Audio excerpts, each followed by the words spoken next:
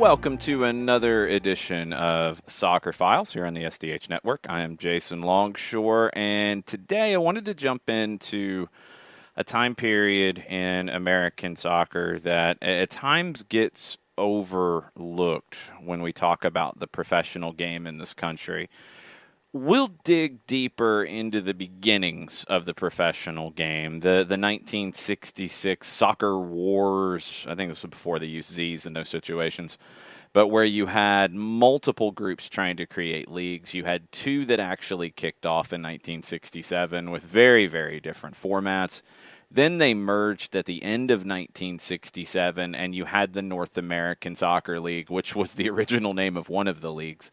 You had that in 1968 with 17 teams. It was the first true, large-scale, nationwide professional soccer league in U.S. history.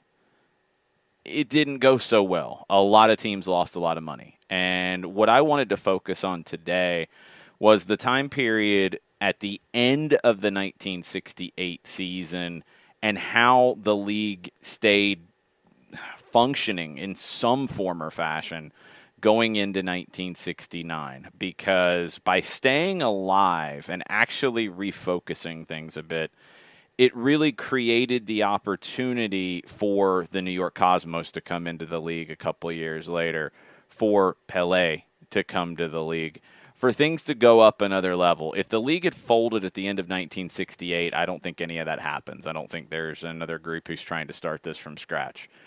It's a very important time with a lot of different ideas flying around and a lot of different things that led to where we ended up.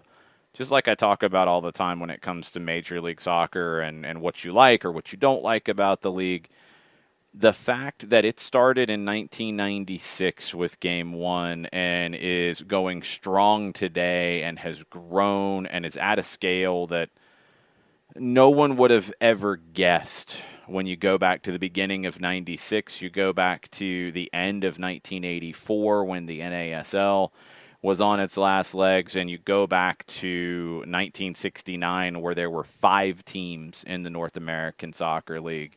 And you go back even to 1966 where you had a number of leading sports businessmen who decided to jump on board this soccer thing.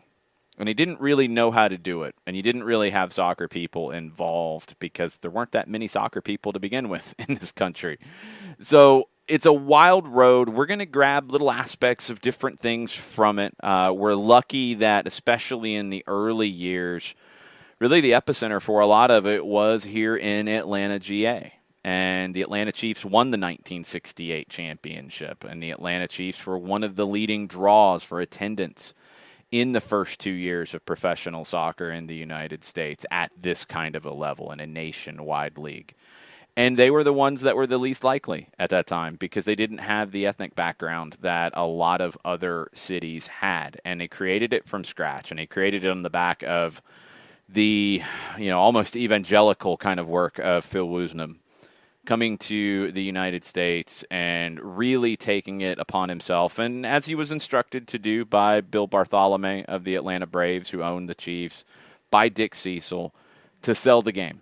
And Phil Woosnam was one of the best salesmen soccer in the U.S. has ever had.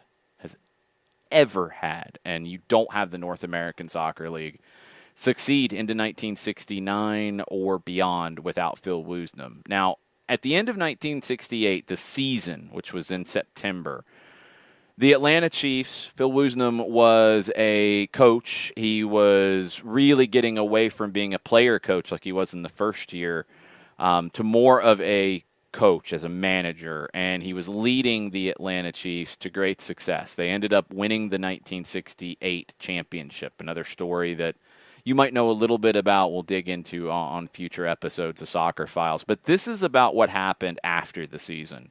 So to kind of set the scene, let's go back to September 12th, which was a couple of weeks before the last game of the 68 season. This is in the midst of the playoff series.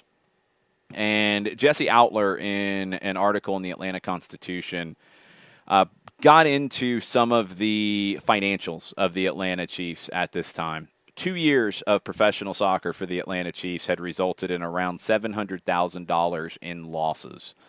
Bartholomew, again, the owner of the Atlanta Braves, who owned the Atlanta Chiefs, he was optimistic that there would be some form of soccer in 1969. Just to give you a scale of what was selling and what maybe wasn't, and this becomes a bigger thread as we go in this 1968 to 1969 run. The 3 international games that the Chiefs played in 1968, twice against Manchester City and once against Santos of Brazil with Pelé, those 3 games drew 75,000 people to Atlanta Stadium. That almost equaled the turnout for the entire North American Soccer League season at Atlanta Stadium.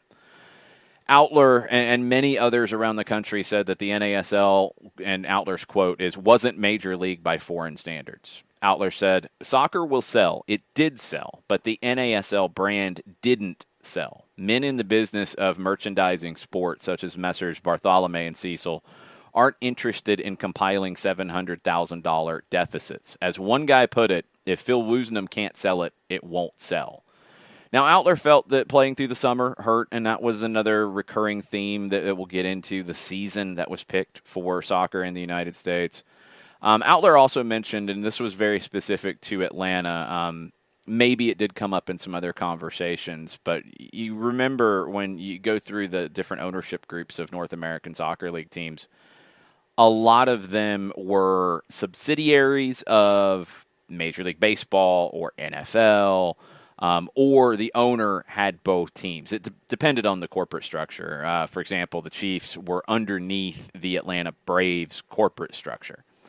And Outler mentioned, and this was a big storyline in the Atlanta Constitution, there was a lot of pressure from Atlanta Braves fans to drop the financial interest in soccer and put that money towards the baseball team, put it towards growing the minor league system, et cetera, et cetera. The Braves had come to Atlanta in 1966. They had won the World Series in 1957 in Milwaukee. It had kind of nosedived a little bit for the Braves. There's lots of other business reasons why they left Milwaukee and came to Atlanta. But 66 through 68, the Braves weren't exactly tearing it up. Now, in 1969, they did win the division. So some of those arguments changed a little bit over time. But as you got later in 1968, you had a lot of baseball fans who said, why are they throwing money away on the soccer side of things? And that was a little bit of a push-pull with all of it. September 24th, as we flash ahead, this is more about the postscript of the 1968 season. The Vancouver Sun reported that Dick Walsh, who was the North American Soccer League commissioner, he had resigned as commissioner to return to baseball, from which he came, and he was going to be the new general manager of the California Angels. Also, the Detroit Cougars announced that they would not continue. This is before the second game of the NASL Championship Series between Atlanta and San Diego. The Cougars had hoped for average paid attendance of 5,000 to 6,000 per game to make things work. Their actual paid attendance was less than 1,500 per game. Also in the article in the Vancouver Sun on September 24th, it was revealed that there was an October 11th deadline for posting the performance bond for the 1969 season of $150,000. If you're not familiar with a performance bond, you're not essentially dependent, I guess it depends on your corporate structure, you're not really paying $150,000 to the league there unless you can't fulfill your obligations. And I can speak to this from experience because the Atlanta Ruckus in 1998, when the franchise was revoked from owner Vincent Liu, and the league had to run it on the rest of the season, which was probably at least half, maybe a little bit more. They had to run it on the letter of credit, the performance bond that was posted. I think it was only $100,000 at that time. It's basically putting up a bond to say that you're going to fulfill the obligations of your season. If you don't, it can be triggered. For some organizations, it's not as easy as others. Some have a great line of credit with a bank. You can set that up very easily. Some, not so much. You might have to put money into a bond and deal with it differently. That could be a little bit of an issue for some clubs. September 25th came out that the Atlanta Chiefs might not be back, and this is a national report from the United Press International.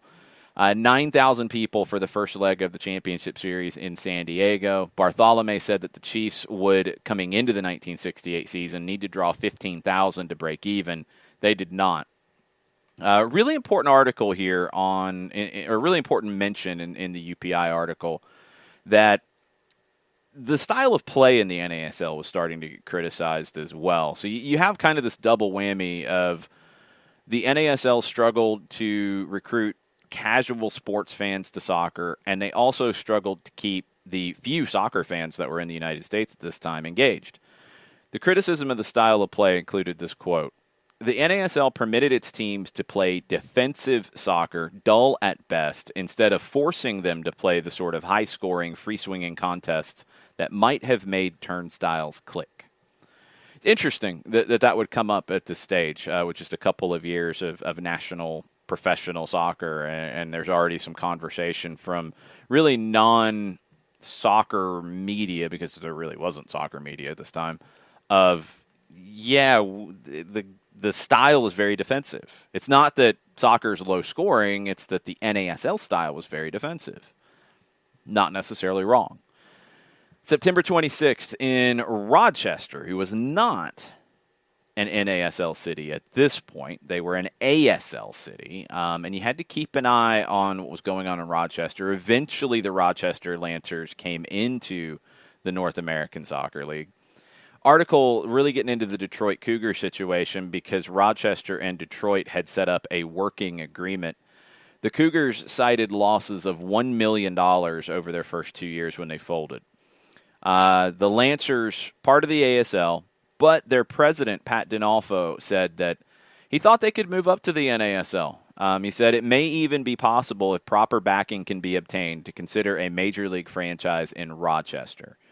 Now, the article also said that some of the players that had played with Rochester as part of the working agreement, they weren't sure if they would be back for the rest of the ASL season or into 1969 because Detroit, at this time, was trying to sell the rights to their NASL club first before just allowing the players to become free agents. Day after the Atlanta Chiefs win the North American Soccer League Championship, September 29th, there was an Associated Press article entitled "Future of Soccer in U.S. is Uncertain." This edition of the article is posted in the Asbury Park Press. Estimated losses in 1968, anywhere between 250 and 750,000 per team. They cited crowds of 2,500 sitting in Yankee Stadium, which seated 67,000, 1,500 people sitting in the 100,000-seat Rose Bowl. These were common occurrences. Mention of Oakland, the Clippers, having large turnouts for international exhibition games, but not for the regular league games. Cliff Catchline, the NASL PR head, said, "Let's face it, we have many sports in this country, while in other nations, soccer is the lone drawing card." The AP article talked about the large crowds for Santos and Pelé, 43,000 at Yankee Stadium for Santos versus Napoli, mentions of 25,000 plus in Atlanta and in Oakland for Manchester City's visit, who are the defending English First Division champions. The AP article also mentioned that Pelé's estimated salary at this time was $400,000 per year. Now, the plan for the NASL, before things started to crumble a little bit, they wanted to start to get more Americans playing. There was a big push to start to develop more domestic talent. Now, the U.S. Soccer Football Association, yes, they were still the USSFA at this time. They really needed the help because the national team was trying to qualify for the 1970 World Cup in Mexico.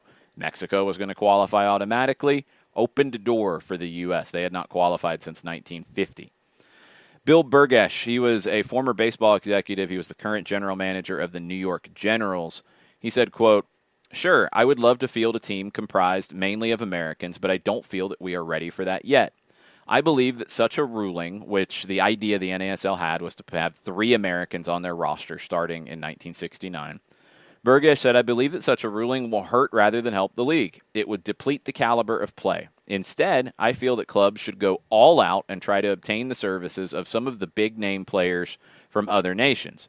We made such a move this year when we purchased the contract of Eliseu from Santos. Now, you're probably wondering about the identity of Eliseu from Santos, and I would be too. Was he a big name in New York in 1968? I'm going to guess no. Was he a major powerhouse on those Santos teams? No. Was he a Brazilian national team player who won World Cups? No. So that's something that we've talked about even today, where sometimes we can fool ourselves into who is a big name and who isn't. I don't know if Eliseu from Santos was really moving the needle in New York at that time. The signing did not help New York General's attendance, as we mentioned earlier. Small crowds were becoming the norm. Bill Bartholomew told Atlanta reporters, now I mentioned the 750,000 number, but they had actually reduced their losses going into 68. They lost about 300,000 with the Chiefs in 1968, about 450,000 doing the math in 1967. Bartholomew believed that international competition between league teams and foreign powers would eventually prove helpful, and a lot of this is based on the attendance numbers. Bill Cox, who is another person who probably deserves his own Soccer Files episode, he was in favor of splitting the NASL season in two with time in between the two seasons for the international games. Not two separate competitions, not an apertura clausura kind of a deal, but play, have a summer break, have competition with foreign teams in the summer break, and then have the second half of the season afterwards. Not quite in the middle, I don't think it's going to fall, but, Leagues Cup, you could say, would be a modern version of that. There was a feeling late in 1968 that CBS, who was the national TV partner, would not renew its TV contract with the NASL. The ratings had not been great. CBS had actually put a decent bit of money into the league, and the teams were receiving a pretty nice check from CBS. So if they were not going to come back, that was a hit on two sides. A hit on the PR, hit on the exposure, all of that side, but also a hit financially if CBS was not coming back. Burgesh, going back to the New York Generals, he said, during the past year, we have conducted over 100 clinics, and we feel that within the next 2 or 3 years, we will see the results. That's when the youngsters will be able to purchase their own tickets and get into the park. He went on to say, Americans like scoring and plenty of action, and such rules like the offside one in which two defenders must be between a player receiving the ball and the goalie slow down the action. I would like something like hockey's blue line, and I'm sure that with more scoring opportunities, we will get more fans. Remember, Burgesh is coming from the baseball side of things. He's a new soccer exec.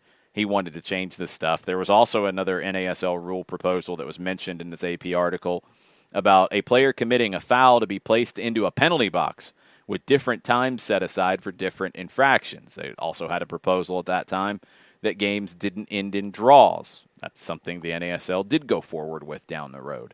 They did have a change to the offside rule much further down the road. The AP did correctly point out that the NASL could be in trouble with FIFA if they decided to alter the standard rules of operation, the laws of the game, which is correct. Also, on September 29th, it came out that Clive Toye had resigned as the Baltimore Bay's general manager. Baltimore was seen as doubtful for continuing after the 68 season at this stage. There was a league meeting set for the following day, 2 days after the second game of the championship series, September 30th in Chicago. Toye was actually seen as a candidate for the league commissioner role that Dick Walsh had resigned from. Dick Cecil was seen as a candidate, according to the Baltimore Sun, Ken Macker, who ran PR for the league, and Bill Cox, who was an executive vice president for the St. Louis Stars. They were all seen as candidates for the commissioner role. Shirley Povich of the News Journal in Mansfield, Ohio, wrote about another reject. That was the headline. Shirley Povich actually wrote for the Washington Post, and this was syndicated to the News Journal. The Washington Whips were going to get out of the league. They lost $300,000 in 1967. Same level of losses projected for 1968. They averaged 6,000 fans at D.C. Stadium. Not sure how much of that was paid. October 2nd, as you were starting to hear a little bit more about NASL meetings and things that were happening, the AP ran an article about television being key to the NASL's future. There was an upcoming meeting set for November 1st, so about a month down the road, that was going to, quote, complete operational plans for 1969, according to Stu Holcomb, who was the general manager of the Chicago Mustangs. The meeting in Chicago happened on September 30th. They delayed the date for posting the $150,000 participation bonds to November 1st.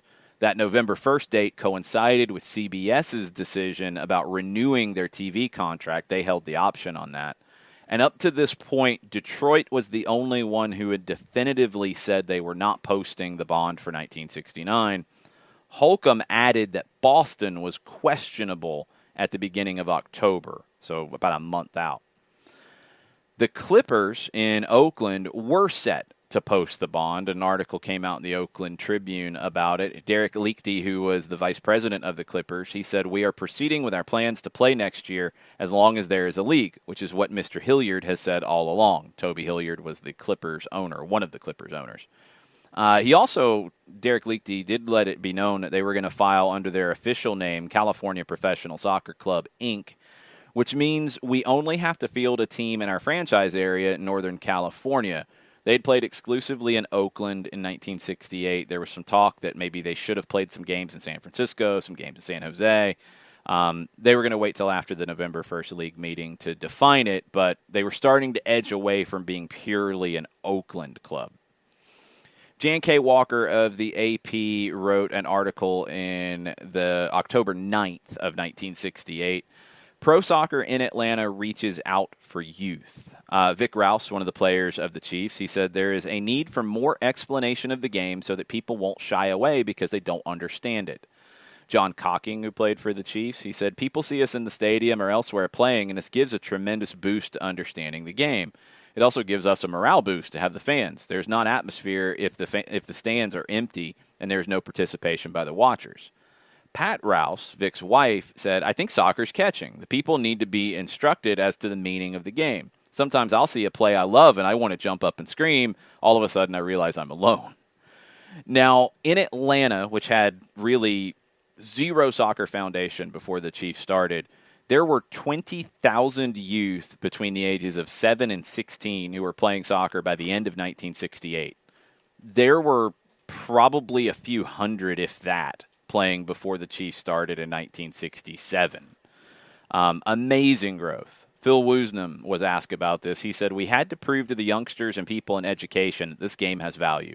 We've turned the corner in Atlanta in both participation and organization.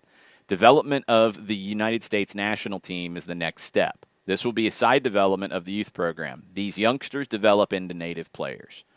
Phil Woosnam ended up becoming the head coach of the U.S. men's national team because he won the title in the NASL. He took on that job as well. That's a whole nother sidebar of just craziness with American soccer and everything going on. But Phil Woosnam, jumped into that and became the national team manager around this time. Now, a few days later, October 11th, it came out that the Vancouver Royals would not operate a club in 1969. This one was a little complicated.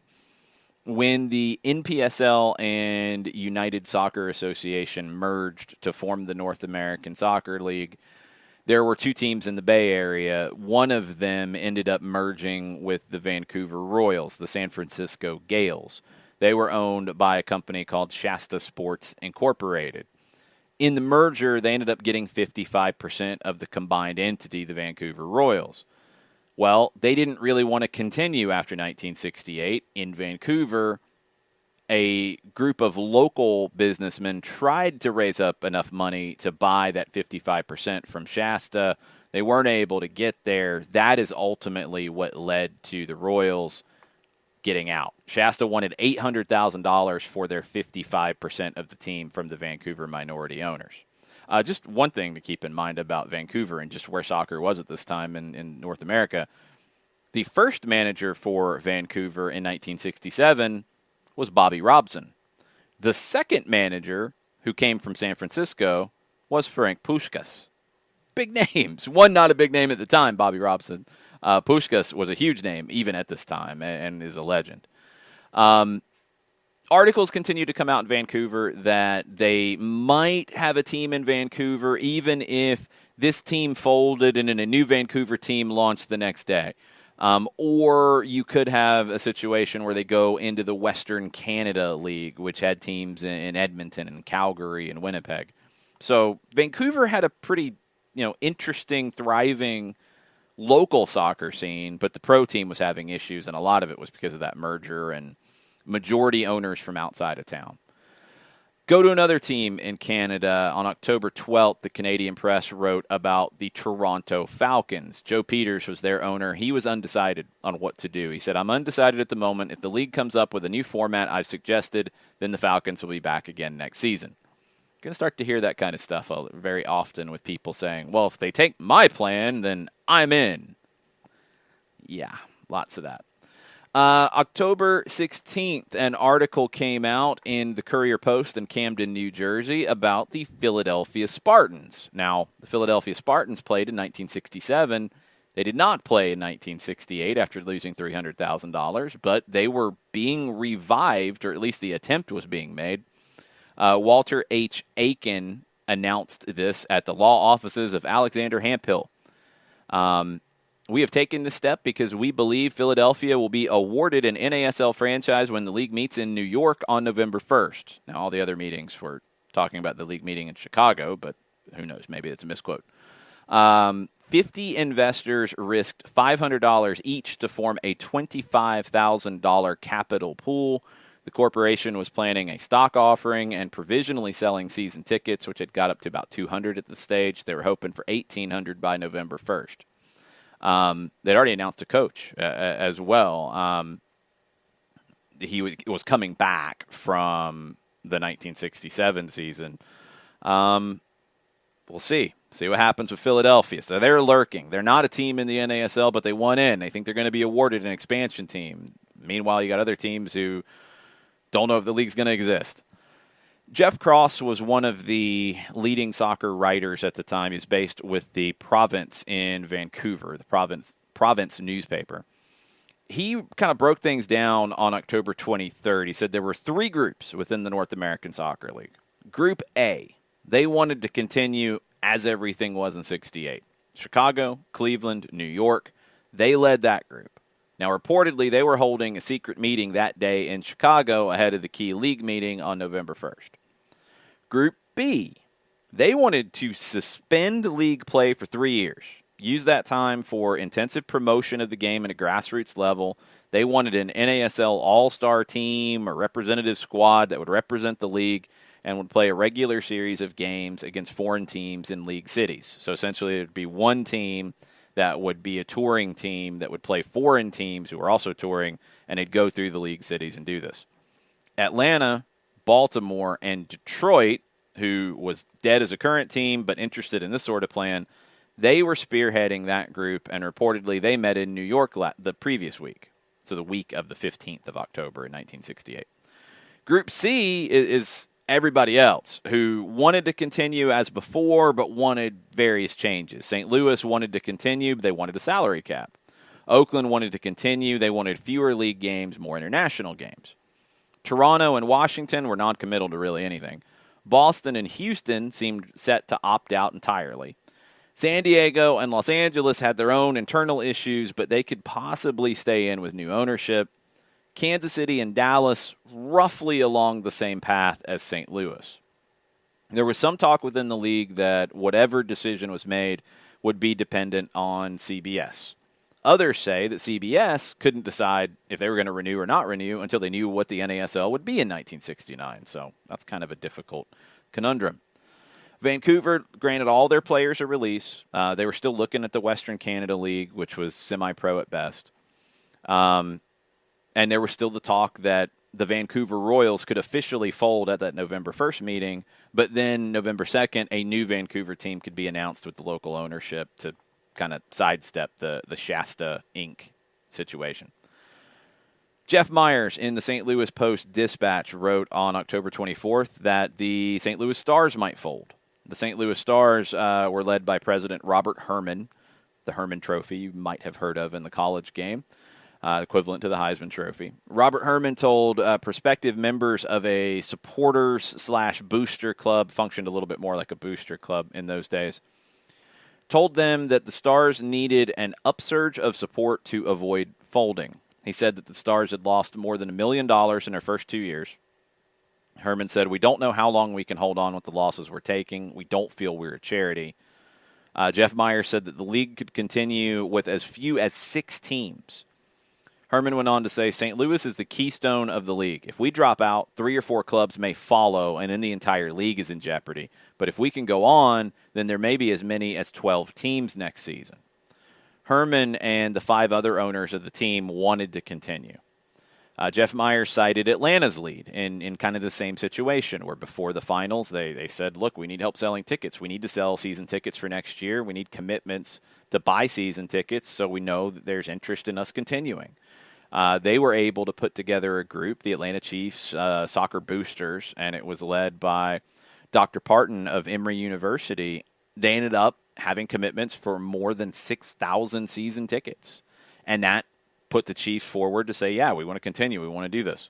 So Myers cited that. He said, Atlanta doesn't have an amateur soccer tradition, but it has become a far better pro soccer city than St. Louis. Put that on a poster. And St. Louis will be a great pro soccer city next year when they're in Major League Soccer. So there was one of the groups met in Chicago on October 23rd. At this point, the plan was really what Bill Cox had been proposing. Have a 3-phase season. There'd be an opening stage, a middle stage that would be a round-robin tournament with 8 foreign teams. Again, Leagues Cup-ish. And then the final phase would be the end of the regular season and playoffs. The Stars created a 13-game season ticket package for $36, and they were not asking for money down at this time, only commitments. They wanted 2,000 commitments ahead of the November 1st meeting and 5,000 commitments by Thanksgiving or so, in 30 days. Then the first 4 hours after the initial article came out, 262 tickets were committed at this point. So some progress in St. Louis. Dave Newhouse, another one of the leading soccer writers of this time, wrote in the Oakland Tribune that the Clippers may quit. That was the headline. Toby Hilliard, one of the owners, said things look pretty grim for the Clippers in Oakland, San Jose, or any place else. He wanted new investors. They hadn't found any.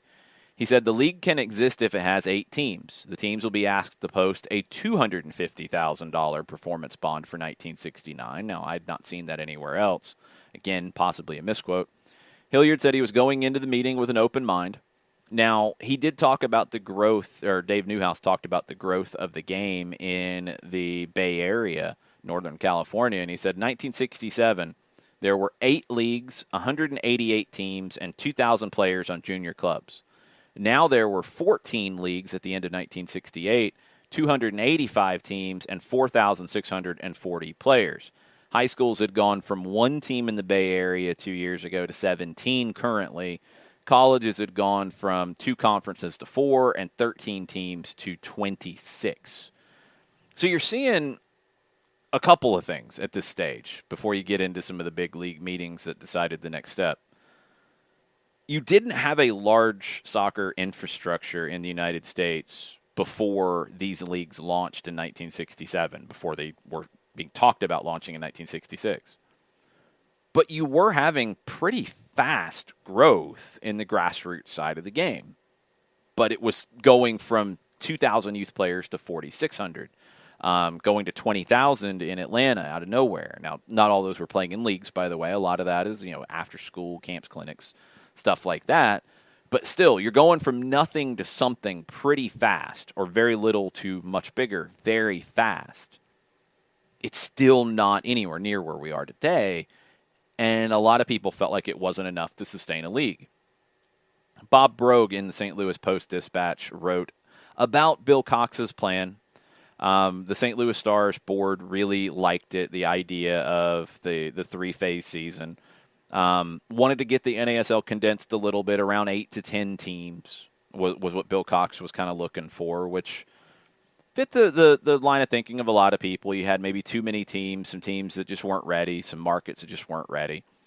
Cox wanted to put money up for the summer round-robin competition, again, like Leagues Cup, right?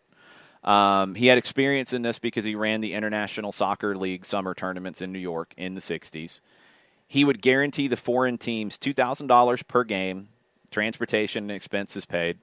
He would do double headers in the summer tournament. This is what Bill Cox wanted to do in the NASL. He said each NASL city would have 4 July double headers. Don't you think it would be quite attractive for $5 to offer a doubleheader here of, say, the Stars against Barcelona and Kansas City Spurs against Dundee? Insert your jokes about Dundee, however you want to feel about that. That's fine. But in 1967, 1968, it was a little bit different conversation. He said that each of the 8 foreign teams they wanted to bring in for the round robin would make at least one appearance in each of the U.S. cities in the NASL. The round robin group winners would play in a championship.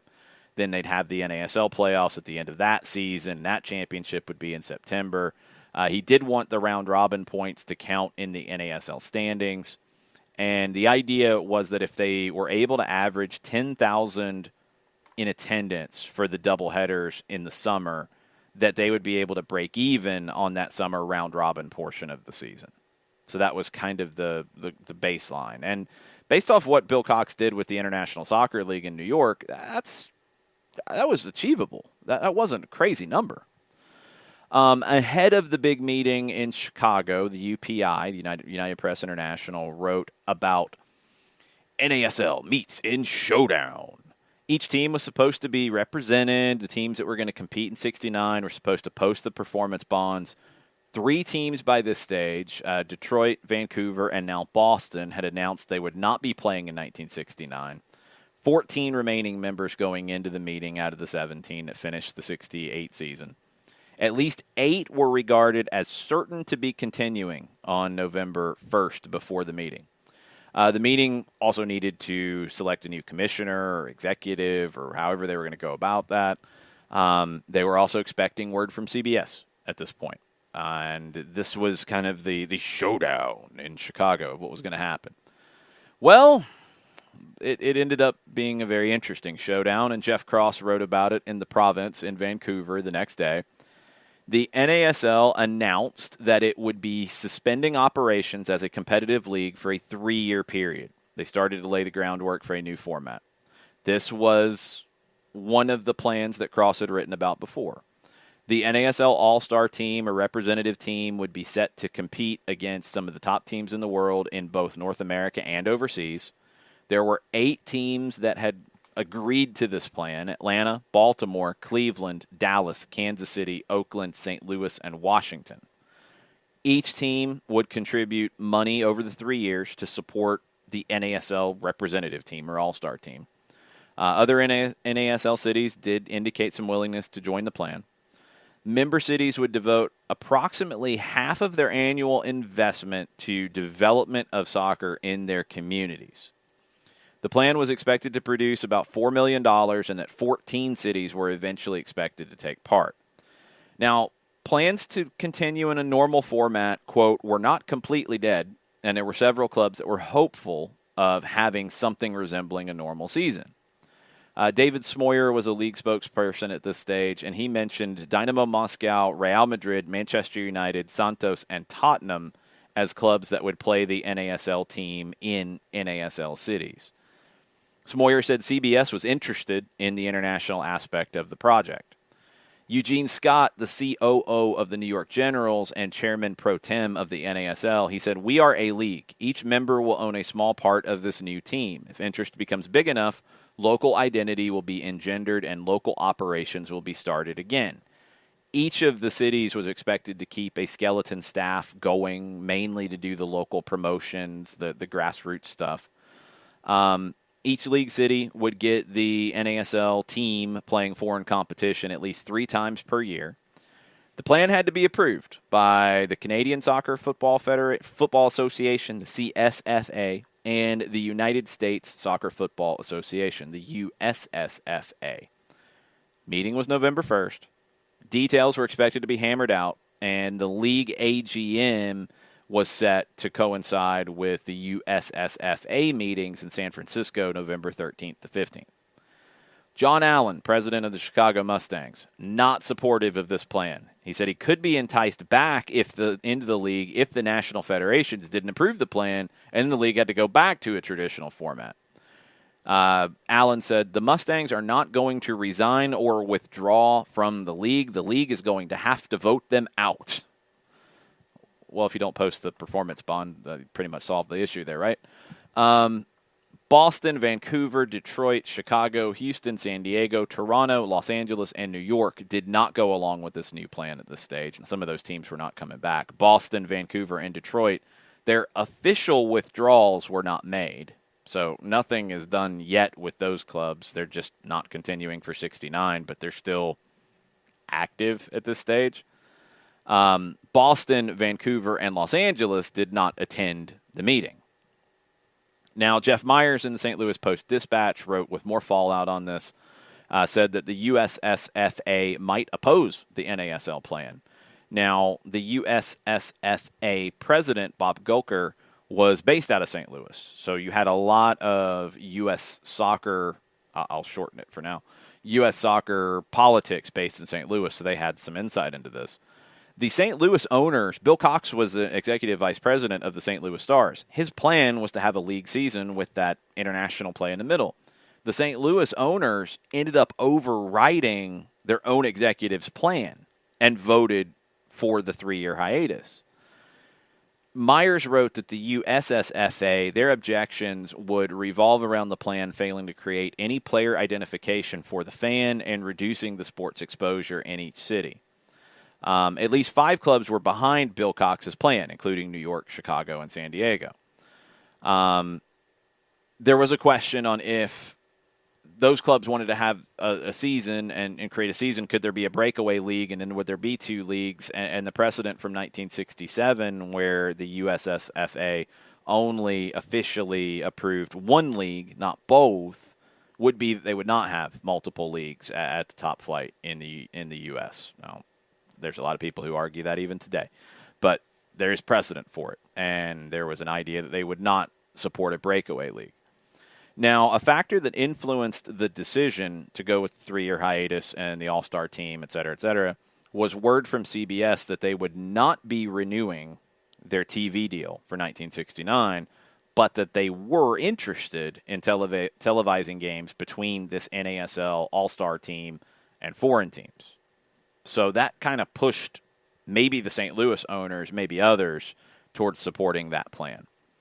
Chicago Tribune, Abe Korsauer wrote that pro soccer suspended, Mustangs may disband. John Allen said, there will be no Chicago Mustangs unless they play league games.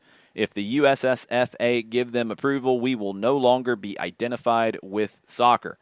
The Mustangs' future rests with the USSFA. There is a remote possibility that other clubs will swing around to our way of thinking and still continue with an 8 or 9 team league. If we have to eat crow, we'll eat it, but I don't think we will.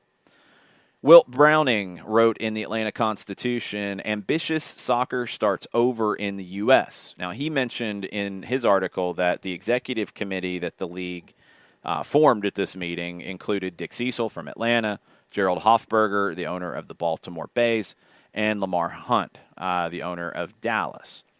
Dick Cecil said soccer should have started this way.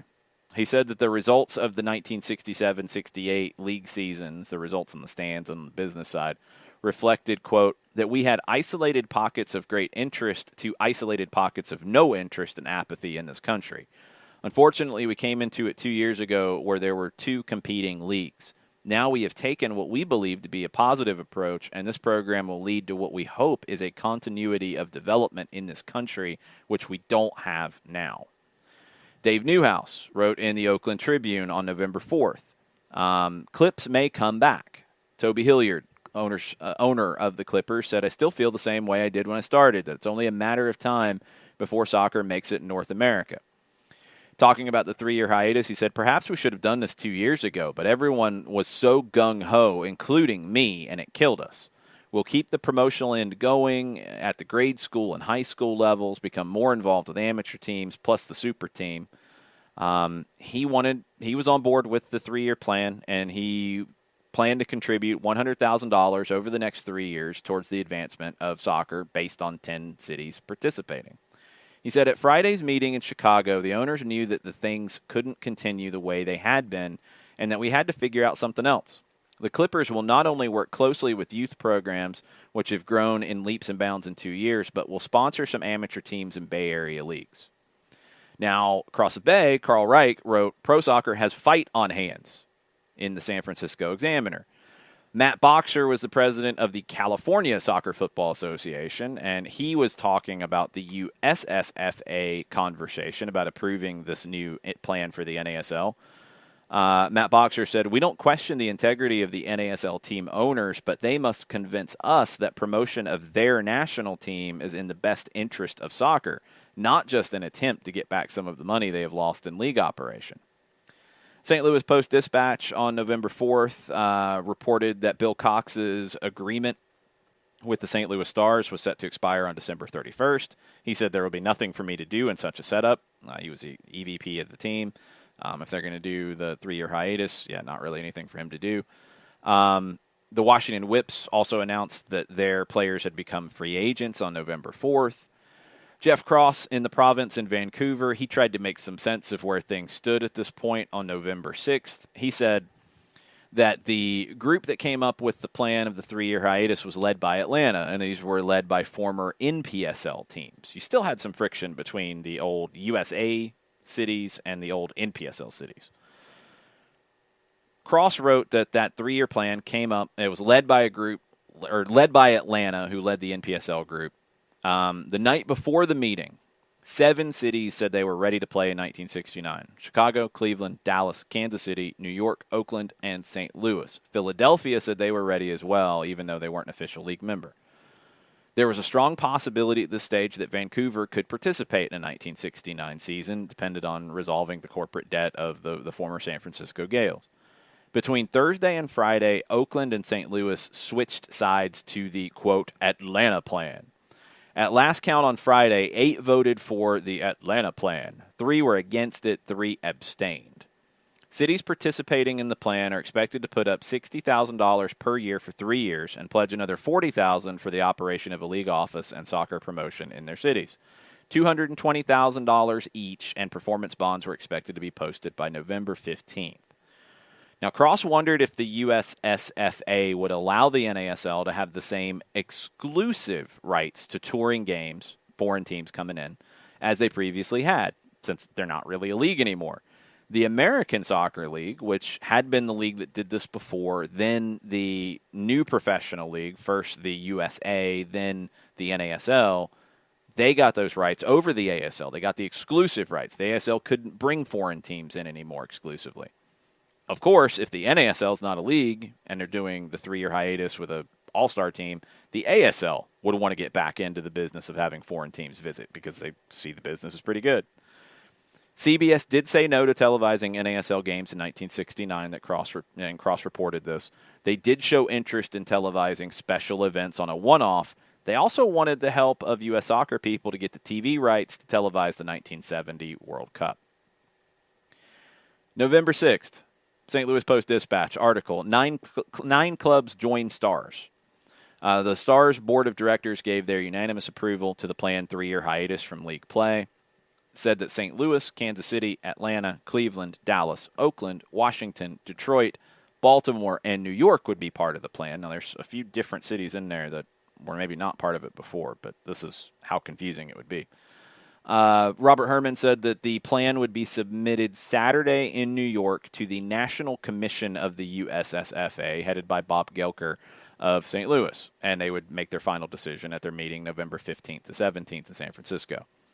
Herman went on to say that we hope not only to bring top foreign teams against the best players from our old league, but we want to develop young soccer talent and hopefully to provide a regular schedule for a second unit, the United States World Cup team, which must include only American-born players. That was an interesting little wrinkle. November 8th, the Rochester Lancers announced that they would be signing the former coach of Washington and Detroit in the NASL, now that he's available, Andre Nagy. He had played in Hungary with Ferencváros. He had coached Tunisia and Swiss national teams. A lot of talk about what the ASL would do. And Charles Schiano, who was the Lancers coach through the rest of the year, he's also the ASL president. Schiano was quoted in Alex Lodge's article in the Democrat and Chronicle in Rochester. The collapse of the North American Soccer League is regrettable to those of us involved in professional soccer. We realize that the failure of the NASL could delay our progress in raising soccer to the level of prosperity and acceptance not enjoyed by other professional sports in the United States. However, the fate of the NASL need not be shared by the American Soccer League, whose members intend to continue the promotion of soccer on a professional level, but to avoid the pitfalls which occasioned the NASL collapse. Joe Peters in Toronto, it was reported on November 8th that he was on board with the NASL 3-year hiatus and that he would be involved in this. Peters also said that the NASL as a league lost $7 million in 1968. Bob Ortman of the Miami Herald wrote an article on November 9th that said soccer didn't have chance. Reported that $20 million was lost in 1967 to 68. Ortman tried to provide some explanations why soccer hadn't been successful yet. Dick Walsh, former commissioner at the stage of the NASL, said that American boys identified with baseball, football, basketball. Ortman said a man tends to become a fan of the sport in which he participated as a youth. Ortman said that soccer might have made it with 6 to 8 really good teams, top-flight teams, rather than a diluted 17-team league.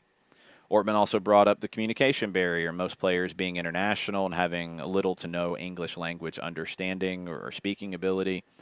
Ortman mentioned an absolutely valid point that the AFL, the American Football League, didn't achieve recognition until their stars became stars. Joe Namath, et cetera, et cetera.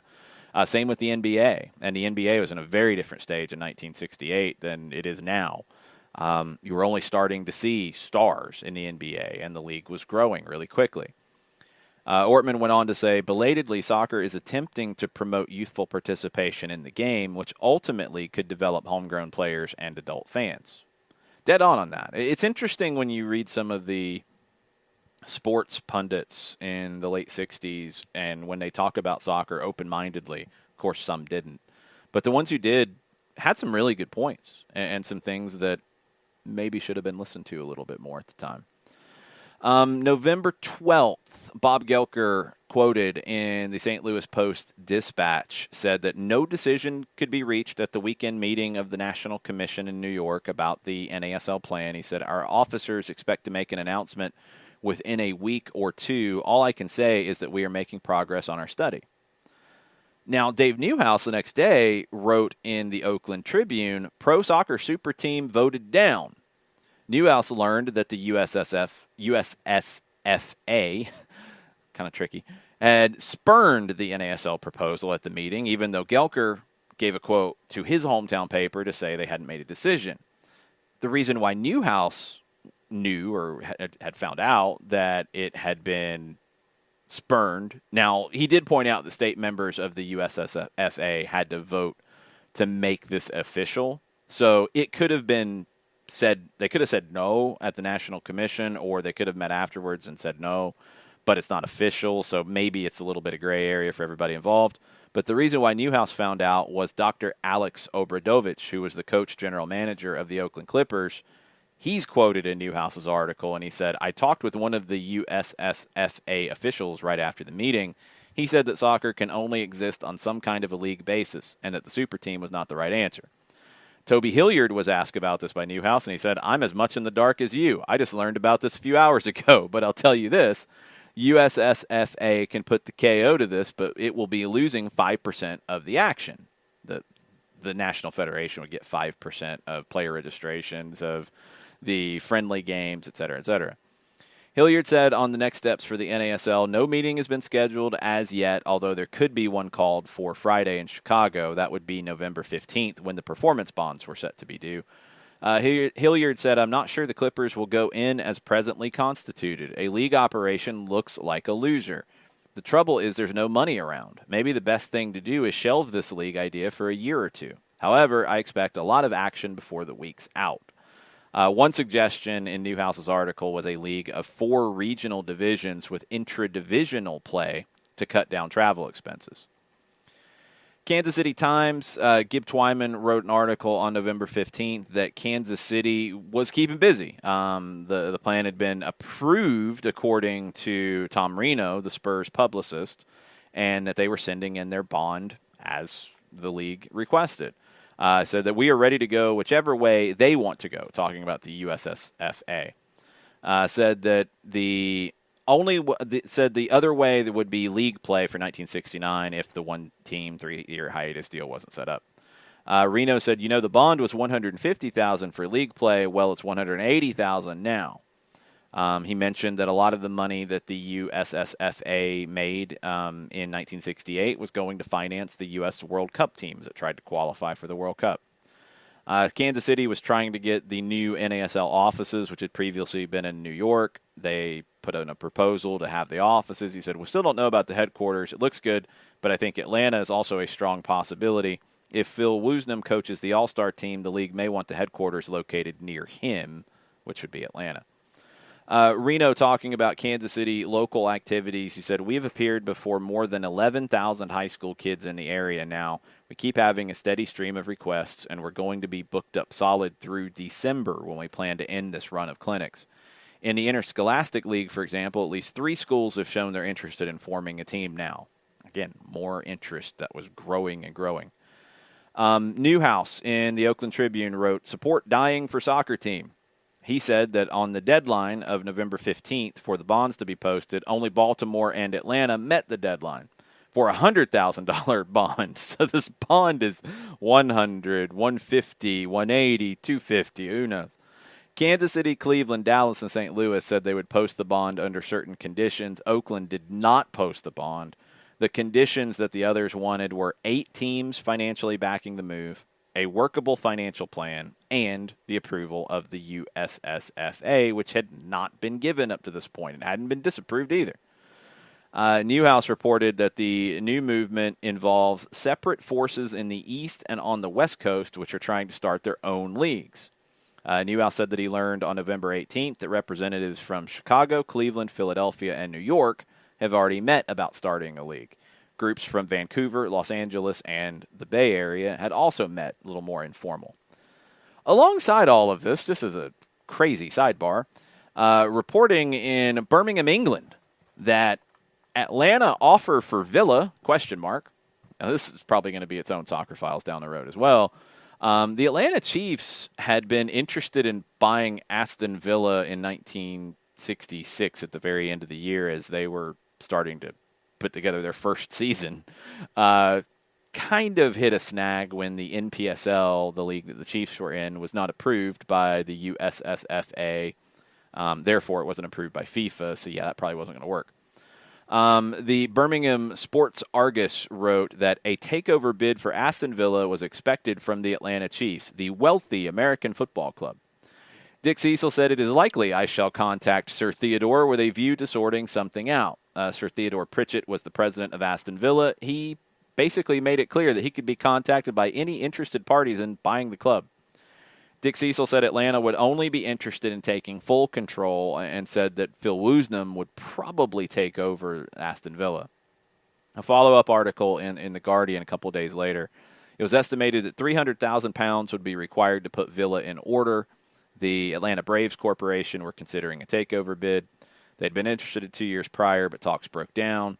Now it's been renewed, and there was nothing in the rules at that time to prevent a takeover of an English club by an American corporation.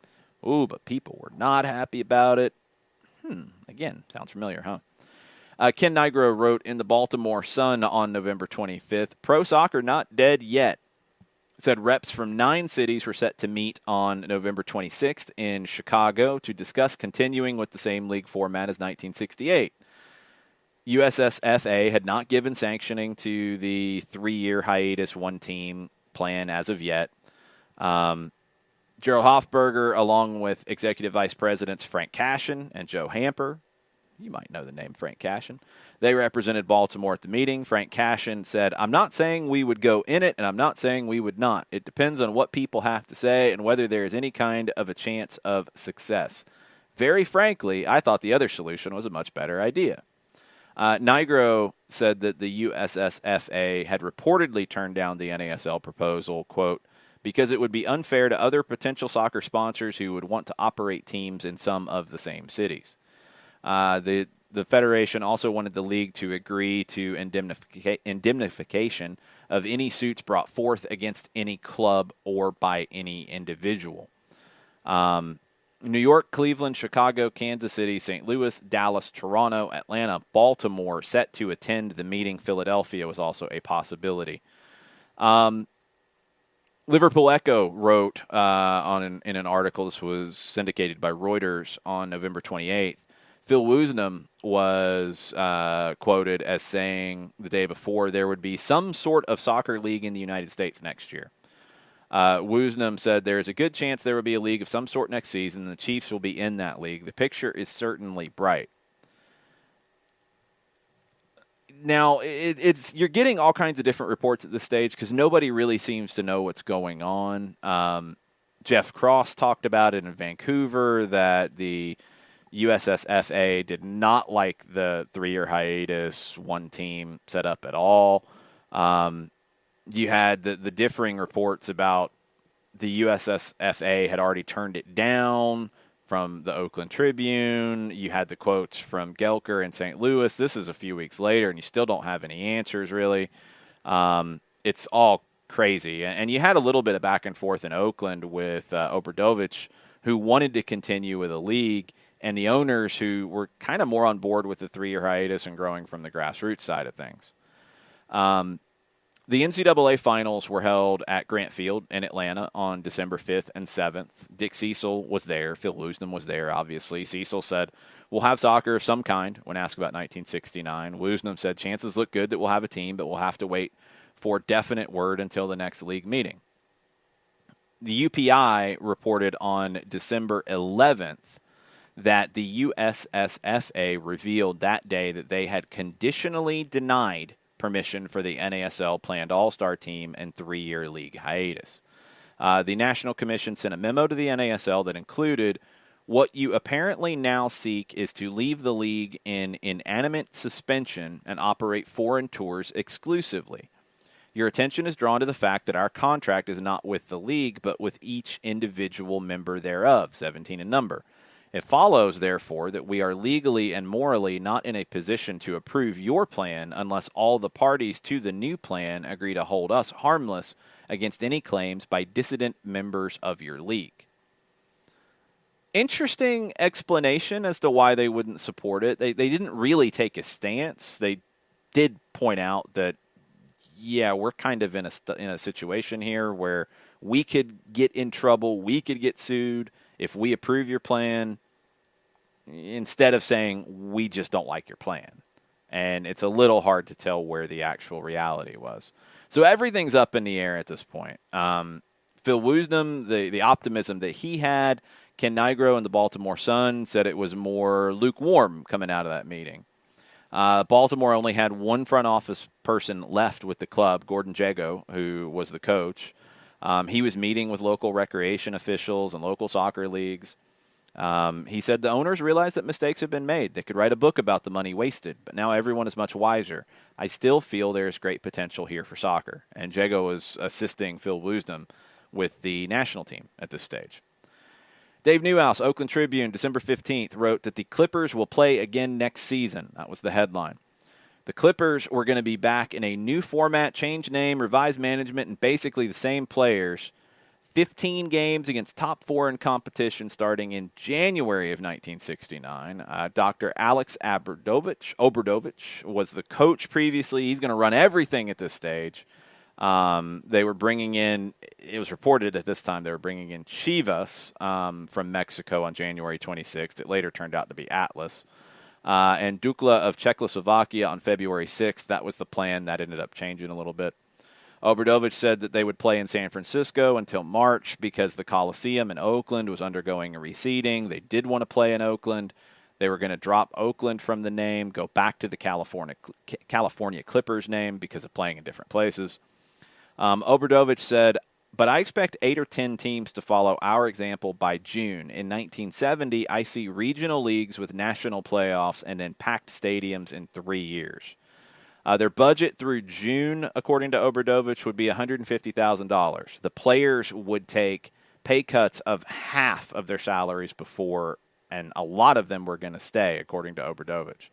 Toby Hilliard, Joe O'Neill, the original owners of the Clippers, they basically turned things over to Obradovich at this point, and they would remain on as minor investors. Derek Leakey, Don Greer, members of the front office would stay on to help. Obradovich said, we want a program whereby school kids can sell tickets, making 50 cents off each. And there will be no $5 and $6 tickets, but $3 and $4, and family specials where kids can see soccer free. Players would, even though they'd be taking a 50% pay cut, would share in profits if the club made more than $150,000 in revenue through June. Obradovich said everything was wrong about the league organization. It was structured after baseball with similar scheduling and heavy travel.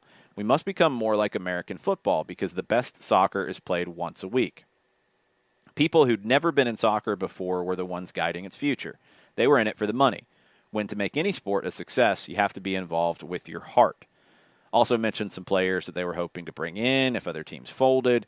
The Clippers' plans needed approval of the California Soccer Football Association, and they plan to affiliate with the CSFA as opposed to the NASL by playing in the State Cup starting in January. CBS announced their replacement for the NASL games on Sunday afternoons for 1969, and it was going to be track and field. It was a deal they did with the AAU at a cost of $550,000. That came out in mid-December. Jeff Cross in the province in Vancouver on December 21st wrote that Vancouver was going to enter a team in the Western Canada Soccer League. Edmonton, Calgary, Winnipeg, Saskatoon were also part of the league. You had Bob Christopher, who was a local businessman, heading the new team. It was going to be amateur to start, wanted to then get to semi-pro, and then all the way back to pro. End of the year, Phil Woosnam spent the holidays in England with his family. He was headed back to the U.S. December 28th. Woosnam gave a quote to the Birmingham Post in the U.K. He said, "We started off wrong, putting too much emphasis on the professional instead of the amateur. Mistakes have been made and a lot of money lost. They don't know which direction they're going at the moment. I'm going back to meetings to discuss this." Woosnam, 36 years old, he came back to Atlanta. He was planning to start up junior leagues in the schools to, quote, sell the game to the kids in Atlanta.